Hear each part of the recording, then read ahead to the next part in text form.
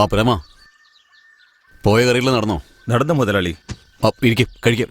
വേണ്ട മുതലാളി, ഞാൻ പിന്നെ കഴിച്ചോളാം. ഇരിക്കടാ. വേണ്ട മുതലാളി, വേണ്ടാഞ്ഞിട്ടാ. ഇരിക്കാനല്ലേ പറഞ്ഞത്? കുഴപ്പമില്ല, വേണ്ട മുതലാളി. ഇരിക്കടാ, വാ ഇവിടെ ഇങ്ങോട്ട് ഇരിക്കേ. ഇരിക്കാനല്ലേ പറഞ്ഞത്?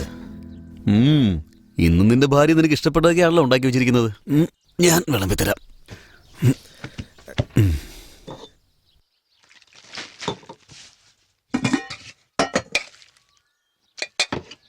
കഴിക്കടാ.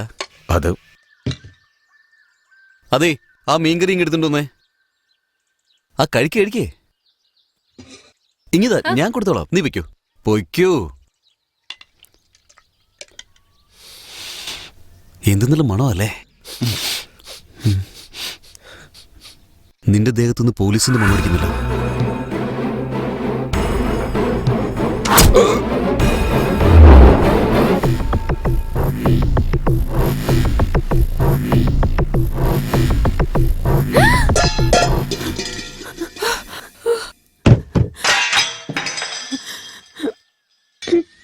ഞാൻ എന്തെങ്കിലും തെറ്റ് ചെയ്തോ?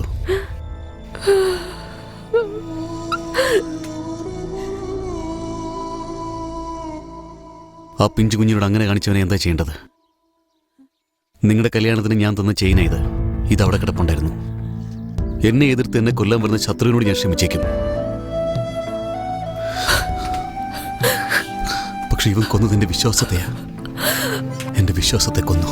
എല്ലാരും ഞങ്ങളെ താഴ്ന്ന ജാതിയാണെന്ന് പറഞ്ഞ് പൂജിച്ചപ്പോ നിങ്ങൾ മാത്രം ഞങ്ങളെ മനുഷ്യജാതിയായി കണ്ടത്.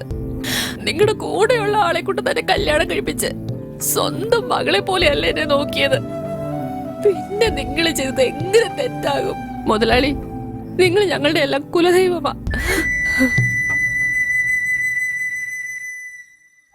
കങ്കണി സാറേ, കുന്നിന്റെ മുകളിൽ കൊണ്ട് കത്തിച്ചു കളഞ്ഞേക്കേ. ശരി സാറേ.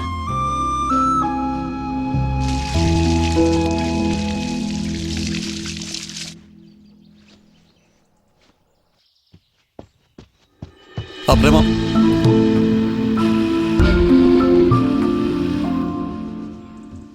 ഡാ ഇനി ഒന്നേ. നിനക്ക് വണ്ടി ഓടിക്കാൻ അറിയോ? ആ, എടുക്ക്. ഏയ് നിൽക്ക്. കയാൽ,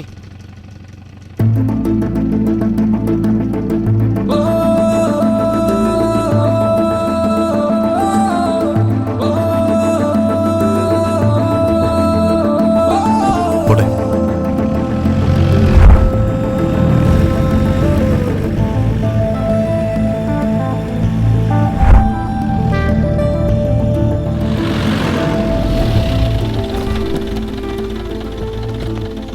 പോയിട്ട് വരാൻ ചിറ്റപ്പ. വൈകുന്നേരം വരാം. ചെല്ലേ.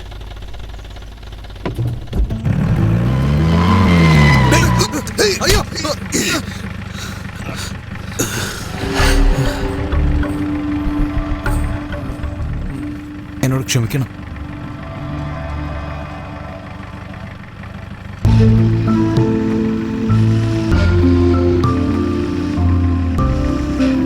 പോ.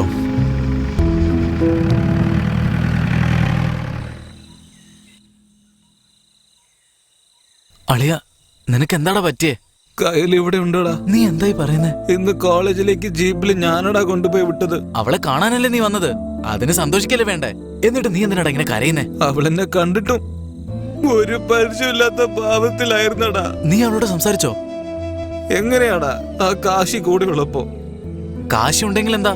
അവള് നിന്റെ അടുത്ത് തന്നെ ഉണ്ടായിരുന്നില്ലേ? കാശി അടിച്ചിട്ടിട്ട് അവളെ ആയിട്ട് പോയിരുന്നില്ല നിനക്ക്? ആദ്യം അവളുടെ മനസ്സിൽ എന്താ ഉള്ളെന്ന് അറിഞ്ഞിട്ടല്ലേടാ അയാൾ എന്താ ചെയ്യണ്ടെന്ന് ആലോചിക്കാൻ പറ്റൂ.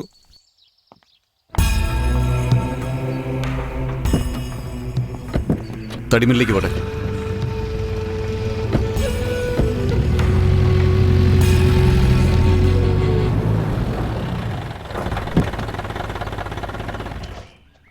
നമസ്കാരമുണ്ട് സാറേ.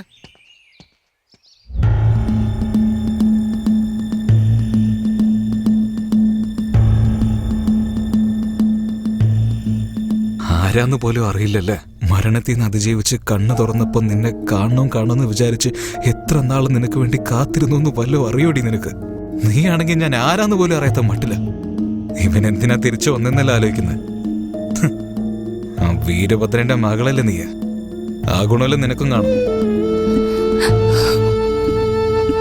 നീ മരണത്തെ തോൽപ്പിച്ച് വന്നിരിക്കുക, ഞാൻ ഇവിടെ മരിച്ചുകൊണ്ടിരിക്കുക. ഇനിയുള്ള പഠിത്തമൊക്കെ നീ ഇടുക്കി പോയി പഠിച്ചോ. ഞാൻ കാശിയോട് പറഞ്ഞിട്ടുണ്ട്, അവൻ എല്ലാ ഏർപ്പാടുകളും ചെയ്തിട്ടുണ്ട് അവിടെ. നാളെ തന്നെ പുറപ്പെടണം. അതൊന്നും പറ്റില്ല, ഞാൻ ഇവിടെ തന്നെ പഠിക്കും. അച്ഛനെ എതിർത്ത് സംസാരിക്കാൻ മാത്രം ആയോടി നീ? നിന്നെയൊക്കെ വെട്ടി തുണ്ടാക്കണം. അതല്ലേ നിങ്ങൾ നേരത്തെ ഓരോരുത്തരെ കുത്തി വീഴ്ത്തിയത്? ഈ വെട്ടും കൊലയൊക്കെ ഇനി മതിയായില്ലേ? എന്താടി അവൻ രക്ഷപ്പെട്ടു എന്നുള്ള അഹങ്കാരത്തിൽ സംസാരിക്കണോ നീ? അവൻ ജീവനോടെ ഇങ്ങോട്ട് വരട്ടെ, ഞാൻ തന്നെ അവന്റെ കഴുത്ത് ഞെരിച്ച് കൊന്ന് ജയിലിൽ പോകും. നിന്നെ ആൺകുട്ടിയെ പോലെ വളർത്തുന്ന എല്ലാരും മുമ്പിൽ വെച്ച് മീശ പിരിച്ച് പറഞ്ഞേന് എന്നെ അപമാനിച്ചില്ലേ നീ? നിന്നെ കൊന്നളയും ഞാൻ. അങ്ങനെയാണെങ്കിൽ അത് നടക്കട്ടെ. ഇവൾക്ക് ഇങ്ങനെ പറഞ്ഞ മനസ്സിലാവില്ല. കാണിച്ചു തരാം ഞാൻ.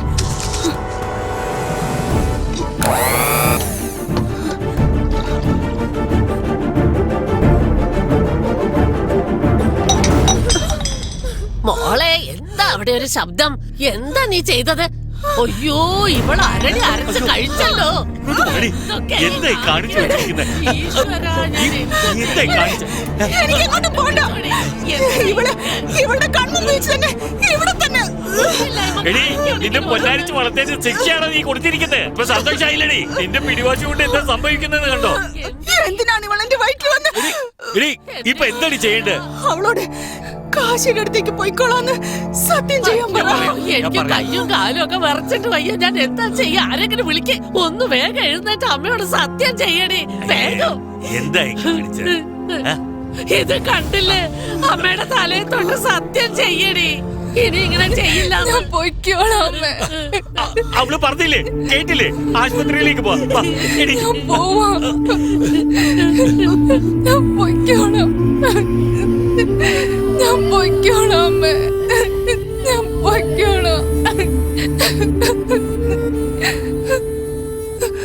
വീണ്ടും നിന്നെ ജീവനോടെ കാണുന്നെന്ന് ഞാൻ പ്രാർത്ഥിക്കാത്ത ദൈവങ്ങളില്ല, അറിയോ?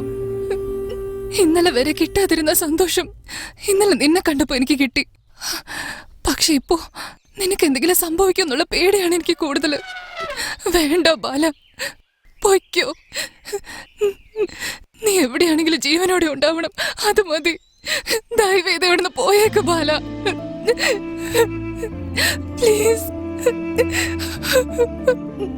അപ്പോ വരട്ടെ. ശരി സാറേ.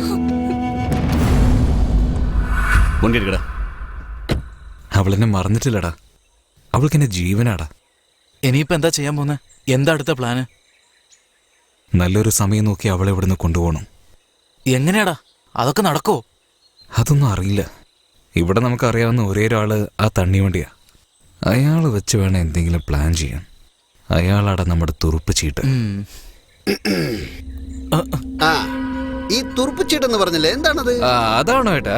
ചേട്ടൻ കറുത്തിട്ടാണെങ്കിലും ചേട്ടന്റെ മനസ്സ് വെളുപ്പാണ്.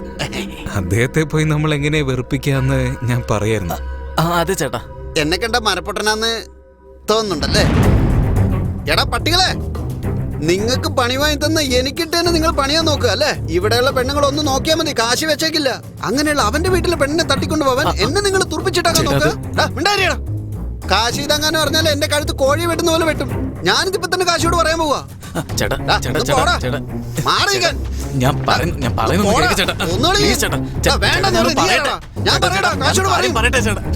എടാ, നിങ്ങൾ എന്റെ ഈ വീട്ടിൽ കിടന്ന് മരിക്കണ്ട.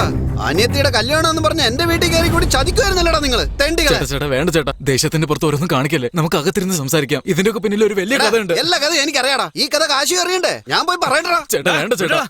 അയാൾ പോയി പറയട്ടെ. പോയി പറയടോ. താനെന്തിനാടോ പറയുന്നത്? ഞാൻ തന്നെ പറയാം. എനിക്ക് നാട്ടിലേക്ക് ഫോൺ ചെയ്ത് കാശിക്ക് ഞാനാ ജോലി വാങ്ങിച്ചു കൊടുത്തത്. എന്നിട്ടാവും വലിയ ആളായപ്പോ എന്നെ പണിന്ന് പുറത്താക്കി. അവനോട് പകരം വീട്ടണം. അതിന് നീയാണ് ശരിയായ ആള്. ആ പെണ്ണ് ഇവിടെ തന്നെ ഉള്ളത്. നീ പെട്ടെന്ന് ഇങ്ങോട്ട് വാ. നിനക്ക് ഞാൻ കാശിയുടെ വീട്ടിൽ ജോലി വാങ്ങിച്ചു തരാം. ആ പെണ്ണിനെ കൊണ്ടുവരുള്ള വഴി ഞാൻ തന്നെ പറഞ്ഞുതരാം. നീ ഒരു 10,000 തന്നാ മതി എന്നൊക്കെ പറഞ്ഞ് ഈ വീട്ടിൽ ജോലിക്ക് നിർത്തിയത് നിങ്ങളാണെന്നും പറഞ്ഞ് ഞാൻ ശരിക്കും നിങ്ങൾക്കൊരു പണി തന്നിട്ടേ ഇവിടുന്ന് പോവുള്ളൂ.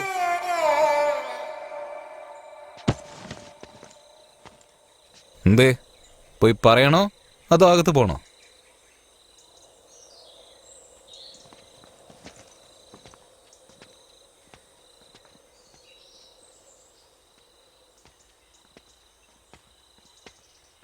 പുറത്തു പോവാണ്. എന്തെങ്കിലും വാങ്ങിച്ചോണ്ട് വരണോ? ഒരു പൈന്റ് വാങ്ങിച്ചോണ്ട് വാ.